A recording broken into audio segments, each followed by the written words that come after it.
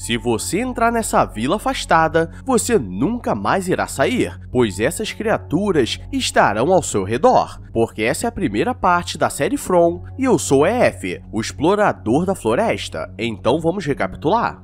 Vemos uma pequena vila no meio de uma floresta, e o xerife local começa a passar tocando um sino e todos os moradores começam a se preparar para ir para casa. E em todos os lugares havia um tipo de talismã na porta, então o que será que está acontecendo nessa cidade? Pois eles precisavam entrar antes do sol se pôr. No hospital improvisado da cidade, vemos o subxerife jogando xadrez com seu pai, mas como já estava na hora de entrar, ele precisava ir dormir. Mas como ele tinha demência, ele sempre criava confusão com tudo. E depois Kenny se despede da Christie, que era a médica improvisada da cidade, e claramente estava rolando algo entre eles, e antes de entrar, o xerife da cidade fica observando uma grande casa que ficava do outro lado da vila, para ter certeza que todos entrariam. Todos os moradores estão em casa, pois esse é o protocolo do lugar. Mas Frank, um pai de família, saiu para beber e acabou desmaiando no bar. E como já estava à noite, ele não poderia mais sair, mas o cara é tão merda que deixou sua esposa e filha esperando em casa. E sua esposa fica bolada porque ele sempre fazia isso. Sua filha está se preparando para dormir e sua esposa acha que estava tudo certo na casa, mas a jovem começa a escutar alguém batendo na janela, falando que era a avó dela. E ela diz que tudo ficaria bem se deixasse a vovó entrar para conversar.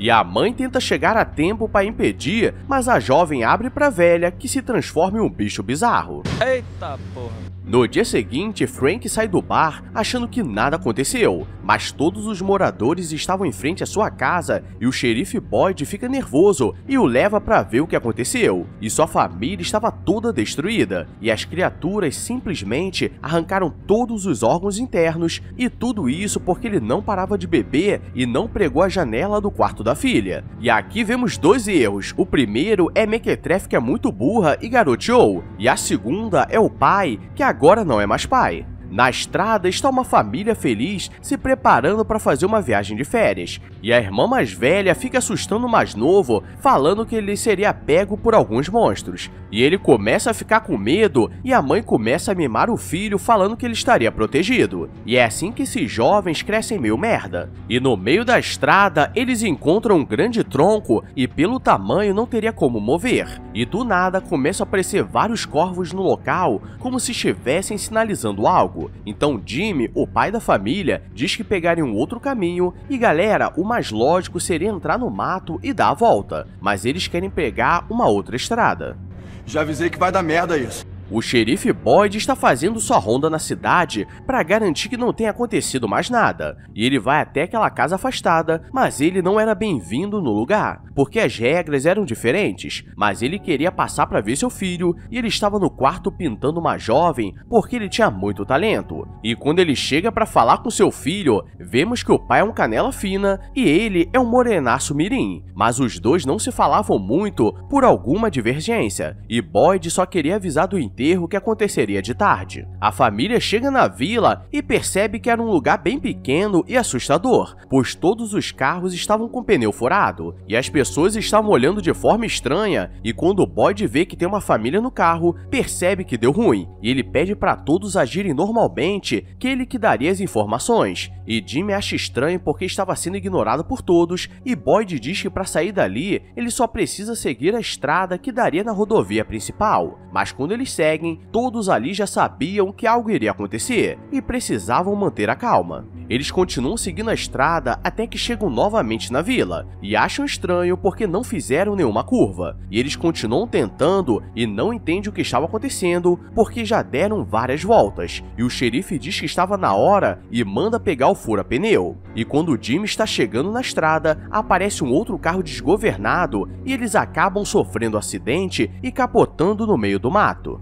Vai dar merda, vai dar merda. Jimmy estava vivo e sua filha também, mas Tabitha estava desmaiada porque estava sem cinto, e o jovem Mequetrefe estava com um pedaço de madeira atravessado na perna, então se acertar um ponto vital, ele daria uma falecida de leve, e o cara que estava no carro sai bêbado e começa a andar na estrada para pedir ajuda, e consegue chegar até o xerife que estava colocando o fura-pneu na estrada. Boyd fala para Kenny levar o cara para a enfermaria e chamar ajuda, pois já estava perto de anoitecer. E chegando na enfermaria, todos ficam impressionados, pois não costuma aparecer mais de um carro de uma vez, e já fazia tempo que ninguém chegava na cidade. E quando Boyd chega no local do acidente, havia um outro cara que estava muito bêbado e ele o prende no carro até chegar a ajuda. Boyd chega no carro da família e percebe que deu muito ruim, mas consegue tirar a jovem e logo depois chega ajuda, e eles precisam fazer tudo muito rápido e conseguem soltar a mãe e o pai, mas o filho não poderia ser levado por causa do ferimento que poderia ser fatal. E Christie diz que para conseguir tirar aquela madeira e fazer a sutura precisaria de 1 hora, sendo que anoiteceria em apenas 40 minutos. E agora é a saga de explicar que eles precisavam ir para um lugar seguro enquanto que eles tentam fazer algo, pois Tabitha não quer deixar seu filho no meio da floresta, mas Boyd diz que se continuarem ali seria muito perigoso, e Jim diz que ficaria no local. Christie não quer se arriscar, mas ele mostra que estava com um talismã e poderia funcionar, mas eles nunca testaram um carro. E como eles só tinham aquilo, eles decidem tentar. E quando achamos que tudo daria certo, aparece uma jovem cuidando do cara que estava na enfermaria, e ela começa a falar sozinha e pede desculpas por tudo, e dá um furadão no pescoço dele e diz que eles mandaram fazer. E é por isso que é preciso tomar cuidado com a esquizofrenia, porque quando falta remédio, sempre sobra melado. Boyd começa a fechar o trailer e coloca vários panos na janela para não ficarem olhando, e Jim não entende nada e ele explica que existem criaturas na floresta e elas não poderiam entrar, e ele não fala nada porque estava focado no seu filho, que estava tendo convulsão. E do outro lado, o pessoal está voltando para a cidade e acaba furando o pneu no fura-pneu que eles esqueceram de tirar, então precisavam correr sem olhar para trás, mas ninguém entendia o porquê.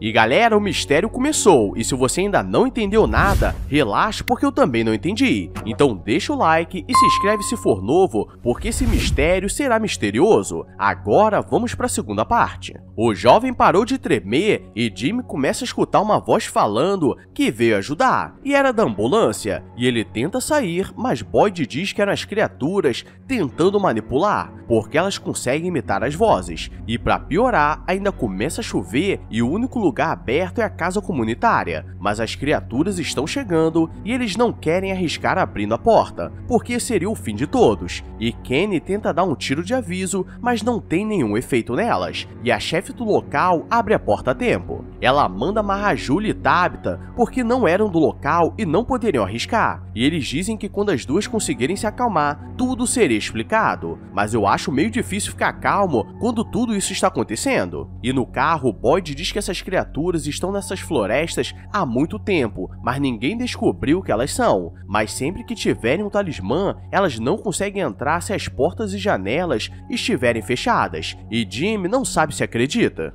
Ellis, o morenaço, filho do Boyd, é um cara legal, e como eles não sabem quem é o cara que estava no carro, o prende na cama até tudo se acalmar. E aparece uma mulher que morava na casa olhando pro cara de forma diferente, querendo dar uma brincada.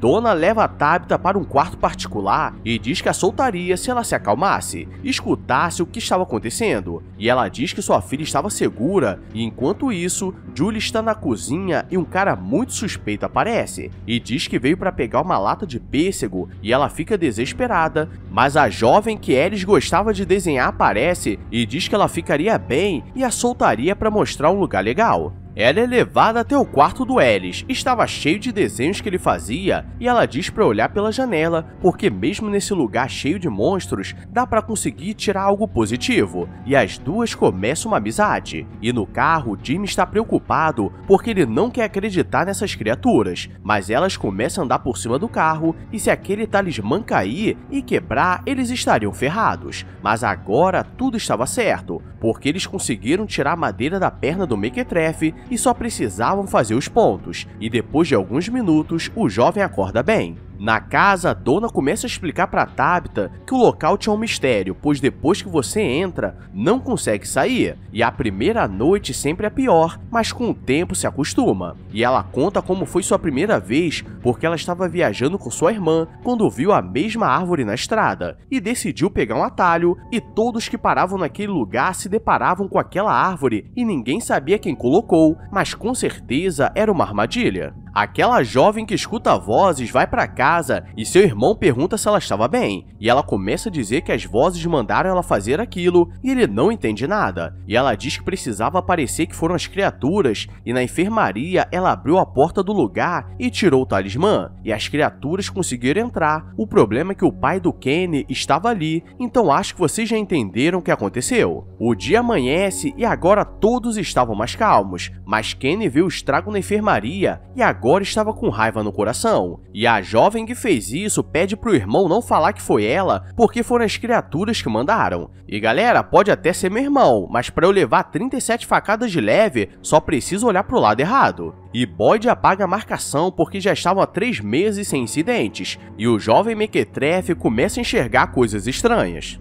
Que porra é essa, Marreco? E essa foi a primeira parte da série From, ou Origem. Estou colocando as partes mais importantes, então se curtiu, fica comigo que logo teremos a parte 2 e descobriremos o mistério misterioso. Agora vou nessa, obrigado a todos e fui!